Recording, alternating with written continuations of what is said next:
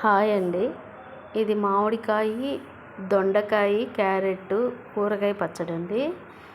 మామిడికాయ ముక్కలు, దొండకాయ ముక్కలు సన్నగా కట్ చేసుకోవాలి. క్యారెట్ ఇవి మేము చూపిస్తున్న ఈ మామిడికాయకి ఇవి దొండకాయలు, అవి క్యారెట్. ఈ క్వాంటిటీలో అయితే సరిపోతుంది. ఫస్ట్ సన్నగా ముక్కలుగా కట్ చేసుకొని కొంచెం ఉప్పు, కారం, కొంచెం పసుపు వేసి కలుపుకొని పెట్టుకోవాలి.